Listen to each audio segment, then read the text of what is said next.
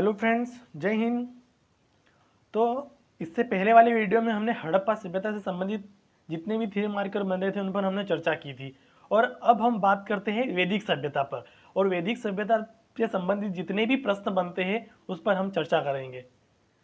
अब हम बात करते हैं कि सिंधु सभ्यता के पतन के बाद विभिन्न भागों में भिन्न भिन्न संस्कृतियों का उदय हुआ, जिसमें सर्वाधिक महत्वपूर्ण थी आर्यों की संस्कृति या आर्यों की सभ्यता। और हमें इस सभ्यता को हमने वैदिक सभ्यता इसलिए नाम दिया क्योंकि हमें इसकी जानकारी हमें वैदिक साहित्यों से प्राप्त होती है, इसलिए हमने इसको वैदिक संस्कृति कहा है। और वैदिक साहित्य की बात करें तो वैदिक साहित्य 4 प्रकार के होते हैं: वेद, ब्राह्मण और आरण्य और तथा उपनिषद। और इनसे जिन इस सभ्यता की हमें जानकारी प्राप्त होती है, इसलिए हम इसे अब वैदिक काल को 2 भागों में बांटा जाता है। पहला हो जाएगा ऋग्वैदिक काल, जिसका काल निर्धारण किया गया है 1500 से 1000 ईसा पूर्व के मध्य। और दूसरा भाग हो जाएगा उत्तर वैदिक काल, जिसका विभाजन बात करें तो हम 1000 ईसा पूर्व से 600 ईसा पूर्व के मध्य में।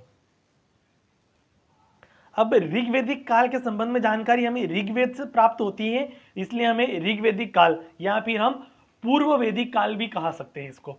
और उत्तर वैदिक काल के संबंध में जानकारी हमें ऋग्वैदिक काल ऋग्वेद से तो प्राप्त होती है, साथ ही साथ हमें यजुर्वेद, सामवेद और अथर्ववेद से भी ऋग्वेद और ब्राह्मण ग्रंथ, उपनिषद, आरण्य आदि ग्रंथों से हमें उत्तर वैदिक काल के संबंध में जानकारी प्राप्त होती है।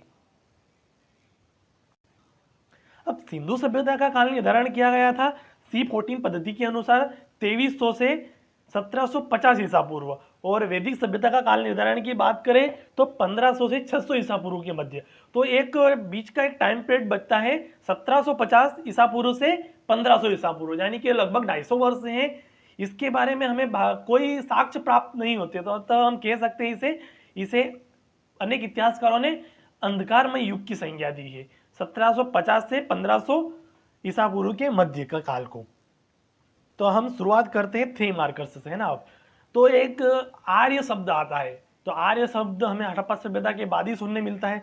तो आर्य शब्द अगर 3 मार्कर के तौर पे आ जाए तो हम सबसे पहला पॉइंट लिखेंगे उसमें, जो एक संस्कृत भाषा का शब्द है। आर्य संस्कृत भाषा का एक शब्द है जिसका अर्थ होता है श्रेष्ठ या कुलीन वर्ग से संबंधित, श्रेष्ठ या कुलीन होता है। ये एक नीर जातीय समूह को इंगित करता है। और जॉन मॉर्सल ने मध्य एशिया को इनका मूल निवास स्थान माना है, इन आर्यों का मूल निवास स्थान मध्य एशिया माना है, जो कि जॉन मॉर्सल ने माना है। और अब अगले क्वेश्चन की बात करें तो एक क्वेश्चन बन सकता है वेद 3 मार्कर्स के तौर पर। तो वेद के बारे में हम सबसे पहला पॉइंट लिखेंगे, वेद विद धातु से बना है जिसका तात्पर्य है ज्ञान या जानना। वेद विद धातु से बना है जिसका तात्पर्य है ज्ञान या जानना। वेदों को श्रुति साहित्य भी कहा जाता है, यानी कि जो आर्यों की लिपि का, आर्यों को कुछ लिपि का तो ज्ञान था नहीं उस समय, तो आर्यों के जो वेद है जो कि सुनकर एक पीढ़ी से दूसरी पीढ़ी तक पहुंचाए गए, इसलिए इसे श्रुति साहित्य भी कहा जाता है। वेदों को अपौरुषेय भी कहा जाता है, अर्थात इनकी रचना किसी व्यक्ति विशेष के द्वारा ना होकर ईश्वर के द्वारा की गई, ऐसा कहा जाता है वेदों के बारे में। और वेद हम पढ़ते ही हैं, वेद 4 प्रकार के होते हैं: ऋग्वेद, यजुर्वेद, सामवेद और अथर्ववेद। तो इस प्रकार हमारा 3 मार्कर कंप्लीट होता है वेद के संबंध में। अब हम एक एक करके चारों वेद पे बात कर लेते हैं।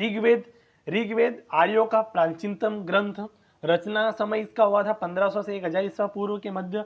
और अगर बात करें तो यह सप्त सिंधु क्षेत्र में रचा गया था। इसमें 10 मंडल हैं तथा 1028 सूक्त है।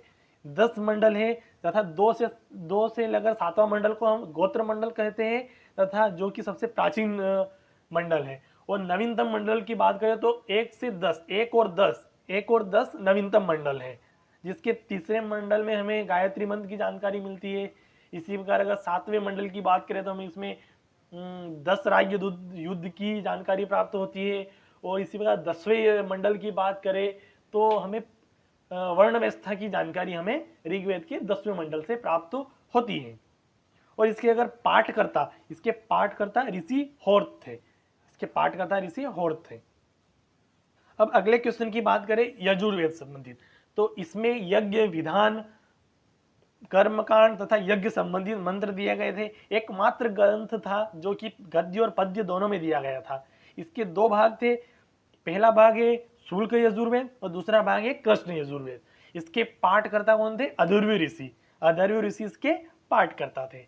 नेक्स्ट क्वेश्चन है हमारे पास सामवेद। यह गायन से संबंधित है। इसमें अधिकांश जो सूक्तियां हैं, अधिकांश ऋचाएं हैं जो कि ऋग्वेद से संबंधित है, यानी कि ऋग्वेद से लगभग 1575 मंत्रों में से अपने सिर्फ इसके जो सामवेद के हैं जो 75 मंत्र है, बाकी सब ऋग्वेद से लिए गए हैं। अथर्ववेद की बात करें तो यह अंतिम वेद है, अथर्व ऋषि द्वारा रचित है। इसकी विषय वस्तु की बात करें हम तो जादू टोना, तंत्र मंत्र, औषधि, रोग निवारण आदि इससे विषय वस्तु है। पाठकर्ता की बात करें तो ब्रह्मा इसके पाठकर्ता है। इसमें अथर्ववेद में सभा और समिति को प्रजापति की दो पुत्रियां कहा गया है, सभा और समिति को। अब हम बात करते हैं ब्राह्मण ग्रंथ की। तो इसे वेदों का टीका भी कहा जाता है। यह ब्राह्मण ग्रंथ वेदों के बाद लिखे गए थे और इससे हमें उत्तर वैदिक कालीन आर्यों की सभ्यता की जानकारी प्राप्त होती है। अब कुछ प्रमुख ब्राह्मण ग्रंथों की बात कर दे तो ऋग्वेद से संबंधित ब्राह्मण ग्रंथ है ऐत्रेय ब्राह्मण और कौशितकी, और यजुर्वेद से संबंधित ब्राह्मण ग्रंथ की बात करें तो शतपथ ब्राह्मण है। इसी प्रकार सामवेद से संबंधित ब्राह्मण ग्रंथ की बात करें तो पंचवीस ब्राह्मण है, और अथर्ववेद से संबंधित ब्राह्मण ग्रंथ की बात करें तो वह है गोपद ब्राह्मण। गोपद ब्राह्मण जो कि अथर्ववेद से संबंधित है। यह प्री में भी पूछा जा सकता है कि कौन सा ब्राह्मण ग्रंथ किस वेद से संबंधित है। अगला क्वेश्चन आता है आरण्य। आरण्य अर्थात इनकी रचना वनों में होने के कारण इसको आरण्य कहा गया। इसी से दार्शनिक विचारधारा का सूत्रपात हुआ है। यह गद्य और पद्य दोनों में है तथा ब्राह्मण ग्रंथों के अंतिम भाग कहे जाते हैं। ऐत्रेय, तैत्तिरीय तथा मैत्रायणी प्रमुख आरण्य ग्रंथ हैं।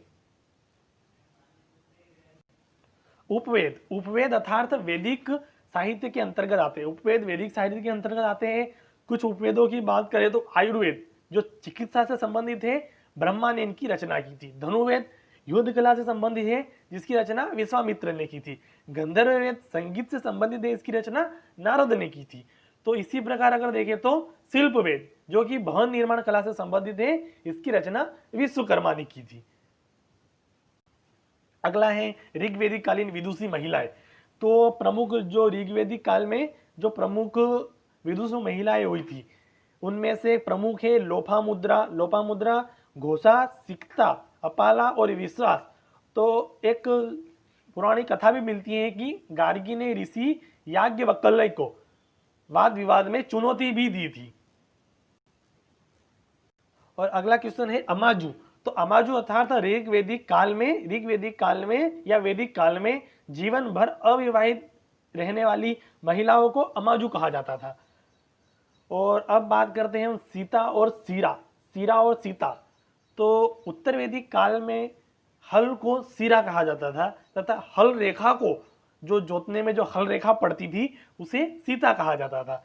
एक माता सीता के परिप्रेक्ष्य में एक पौराणिक कथा भी मिलती है कि एक ऋषि के सुझाव पर राजा जनक ने यज्ञ करवाया था और उसके बाद वह धरती जोतने के लिए गए, तभी भी उन्होंने धरती में से एक सोने की डालिया था, सोने का मतलब एक कलश में एक मिट्टी में लिपटी हुई सुंदर कन्या मिली थी, उसे फिर राजा जनक ने जो गोद लिया था। इस प्रकार जो माता सीता के संबंध में एक पौराणिक कथा मिलती है।